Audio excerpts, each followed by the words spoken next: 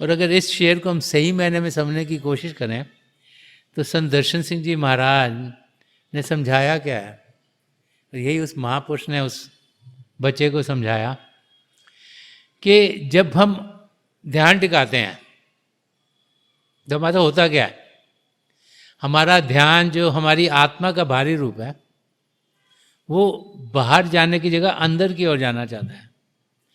क्योंकि ध्यान टिकाने का मतलब है कि हम अपना ध्यान बाहर की दुनिया से हटाएं, अंदर की दुनिया में लेके जाएं। और जब अंदर की दुनिया में हम जाएंगे तो हमारे ये जो सूरत की धारा है जो हमारे शरीर में बिखरी हुई है, जिसके ज़रिए हमारा ध्यान बाहर को जाता है 5 इंद्रियों के ज़रिए, जैसे आँखों से हम देखते हैं, कानों से सुनते हैं, नाक से सूंघते हैं, ज़बान से चखते हैं, और स्पर्श के इंद्रिय शरीर में बड़े हज़ारों सेंसर्स हैं, इनसे हमारा ध्यान बाहर की दुनिया में जा रहा है। तो बाहर की दुनिया में जो ध्यान जा रहा है वो अंदर की ओर करते हैं हम।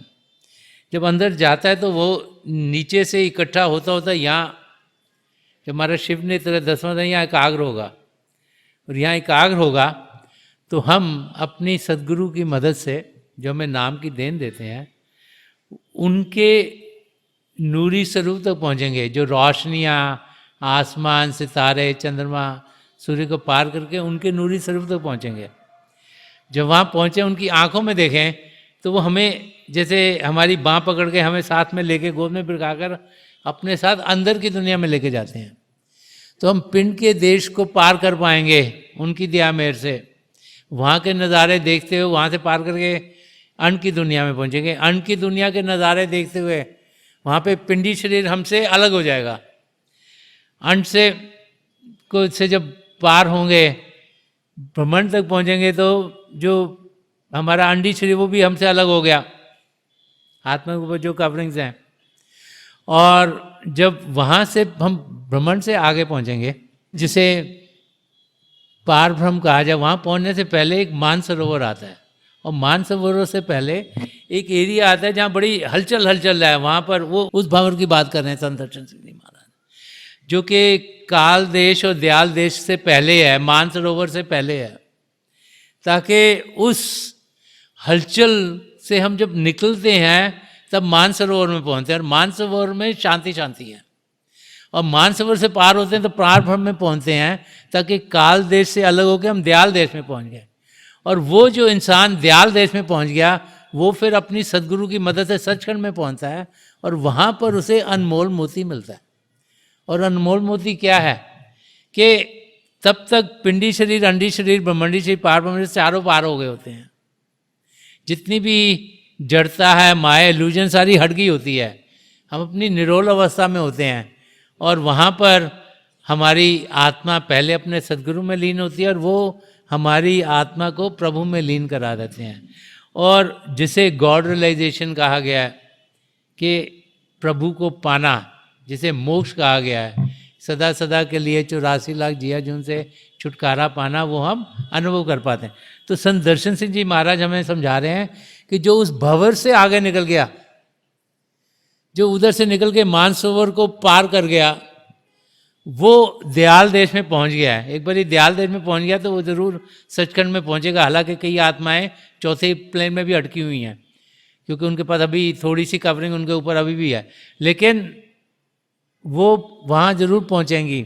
और पिछले 3 मंडलों में ही है, जो कि 84 लाख जिया जून में आत्मा अटकी हुई है।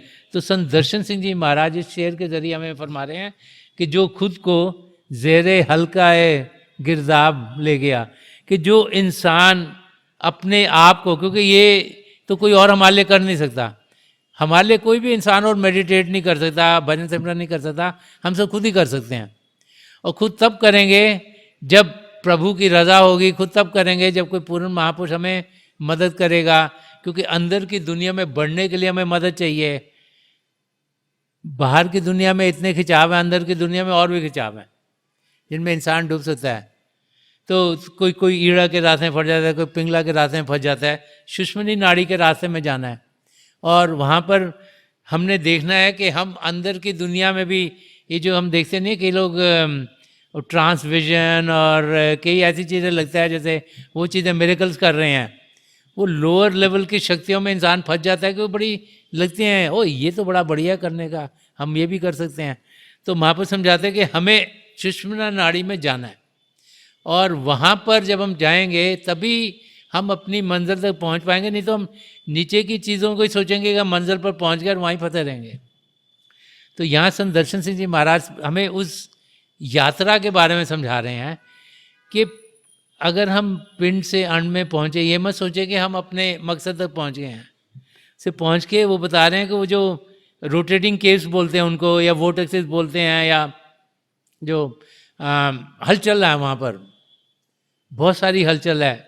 जैसे जैसे वो भंवर सा आया हो, तो इस भव सागर में वो जो हलचल के जो आगे पहुँच गया इंसान, वो फरमान जो उससे वो एग्जाम्पल सागर का लेके भव सागर को सागर से कंपेयर करके एग्जाम्पल लिया हुआ है कि ये पूरी दुनिया जिसमें हम जी रहे हैं उसको भव सागर कहा गया है। और जो ओशन को सागर की एग्जाम्पल लेके कि उसके अंदर डाइविंग का एग्जाम्पल लेके जो जाता है और जो हलचल नीचे और उसके आगे पहुंचता है तभी मोतियों तक पहुंच सकता है। तो वो अंदर की यात्रा की बातचीत कर रहे हैं कि जब हम आगे जाकर उधर मानसरोवर को पार करके अपने सदगुरु के साथ सचखंड में पहुंचेंगे, तब जाकर हमारी आत्मा का मिलाप परमात्मा में होगा। और जब वो होगा, वही से ही मोतियाँ पाने वाले। ये बाहर के मोती तो इवन जो जैसे मदर ऑफ पर्ल कहते हैं कि सबसे बड़ा मोती है, तो मदर ऑफ पर्ल क्या है? वो मदर का पर्ल एग्जाम्पल दे रहे हैं कि वो प्रभु के साथ आत्मा का मिलाप होना है। वो इंसान जो मदर ऑफ पर्ल है उसको पालेगा। जो भी अब खरीदने जाओ तुम पर्ल लगता है ये मदर ऑफ पर्ल खरीदो जी, ये सबसे अच्छे हैं, सबसे महंगे हैं, सबसे मुश्किल से मिलते होंगे पानी के अंदर, सीपियों के अंदर।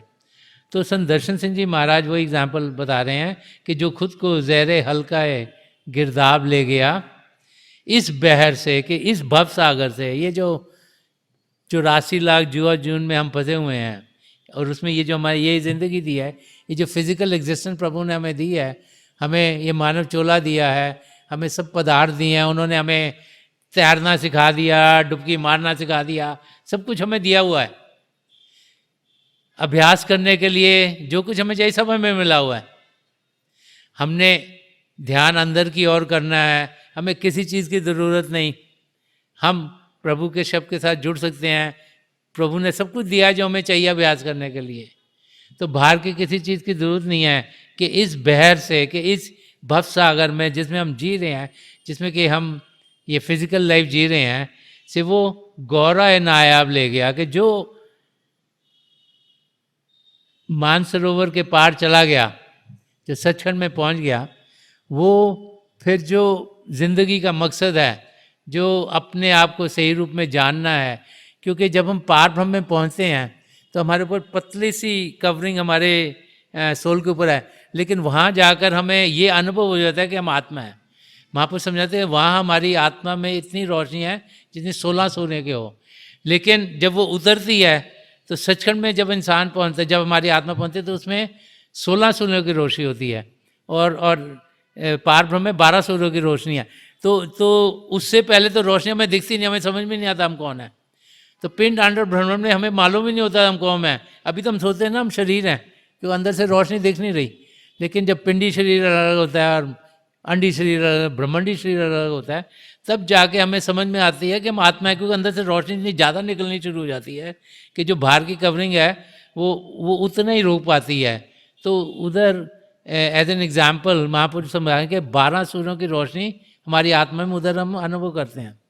लेकिन जब हम सचखंड में जाते हैं तो 16 सूर्यों की रोशनी हमसे निकल रही होती है। उधर तो रोशनी इतनी है कि जितनी लाखों करोड़ों सूर्य चंद्रमा का मुकाबला नहीं कर सकते। तो समझा रहे हैं कि वो जो वहाँ पर जब वे ये रे ऑफ लाइट प्रभु हैं, जो रोशनी के भंडार में जाके मिलती है, वही मोती पाना है, वही है असल में ज़िंदगी के मकसद को पूरा करना। तो संत दर्शन सिंह जी महाराज इस एक शेर के ज़रिए हमें उस अंदरूनी यात्रा को समझा रहे हैं। और बाहर से हम समझेंगे तो समझ में आएगा नहीं कि क्या समझा रहे हैं, लेकिन जब संत दर्शन सिंह जी महाराज के लिखे वर्सेस पढ़ते हैं तो बहुत गहरे होते हैं। उनकी गहराई तक हम जाएंगे तो हम समझेंगे कि हर एक वर्ष में वो कोई ना कोई तरीका बता देते हैं ज़िंदगी के मकसद को पूरा करने का, कि कैसे हम जिएँ, कैसे जिएँ। तो यहाँ समझा रहे हैं कि अभ्यास कर कर, और ये ना सोचें ज़रा सी रोशनी देख ली बड़े खुश हो गए, उससे बहुत आगे हमने जाना, उसके लिए मेहनत करनी है। इसीलिए वो जो रोटेटिंग केव्स हैं और वो जो भंवर है अंदर, उसकी बातचीत होती है। वो मेहनत करते हैं तो हम पास कर जाते हैं। अगर मेहनत नहीं करेंगे तो डगमगाते रहेंगे। बाबर इतना तेज है, उसमें इंसान डगमगा जाता है। तो मेहनत करना हमारा फर्ज है। उनकी दया में हमारे साथ हर पल हर क्षण है। पिता परमेश्वर चाहते हैं कि हम सब प्रभु को पाएं, इसीलिए उन्होंने हमें ये मानव चोला दिया।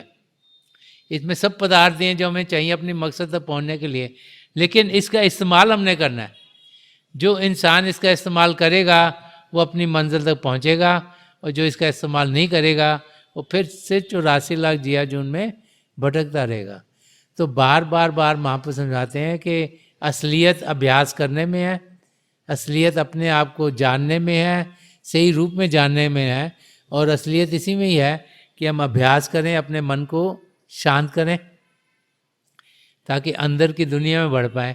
अंदर की रोशनियों का अनुभव करते हुए हम ध्यान अंदर टिकाएं ताकि हमारे कदम हमें अपनी मंजिल तक पहुंचा लें। कदे हाल मेरे दिल दा पूछे जे रब्बा, तेरे पैरां नूं हंजुआं नाल धोवां।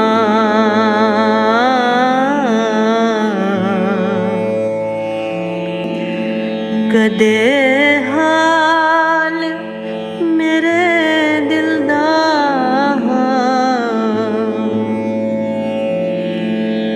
मन मेरा ए रोज करदा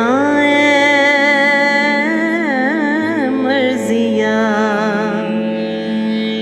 तेरी खातिर रोज ही एदे नाल लड़दियां। तू यूं कर कोई हिला, तू यूं कर कोई वसीला, मुझ गरीब बन दी सुन अर्जुइयां। तेरे पैरां नूं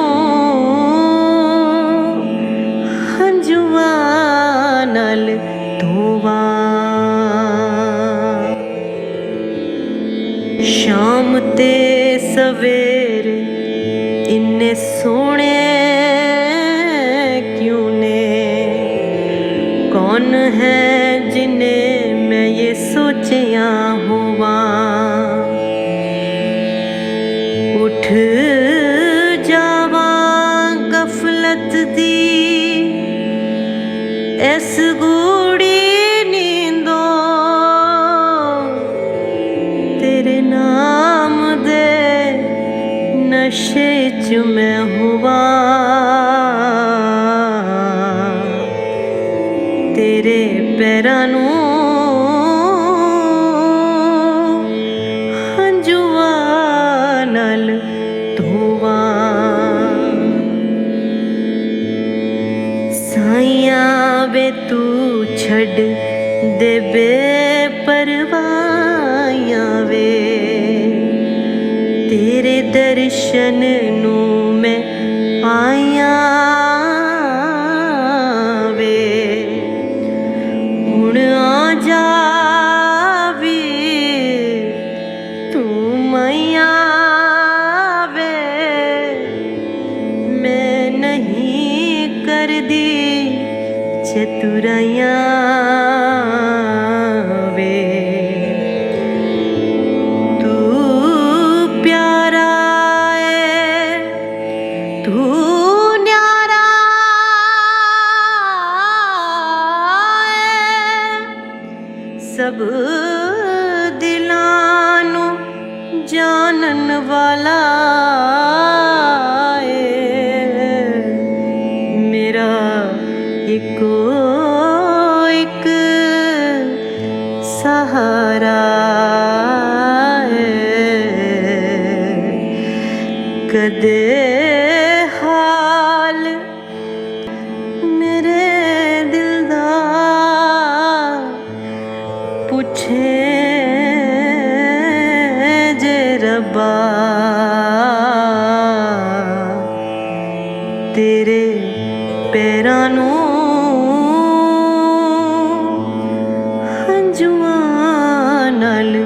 ਧੋਵਾਂ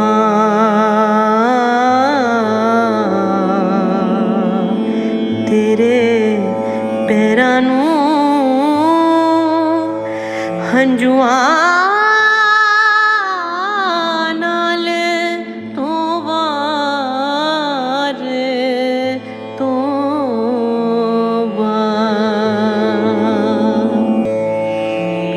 ਕਦੇ ਹਾਲ ਮੇਰੇ ਦਿਲ ਦਾ ਪੁੱਛੇ ਜੇ ਰੱਬਾ ਤੇਰੇ ਪੈਰਾਂ ਨੂੰ ਹੰਝੂਆਂ ਨਾਲ ਧੋਵਾਂ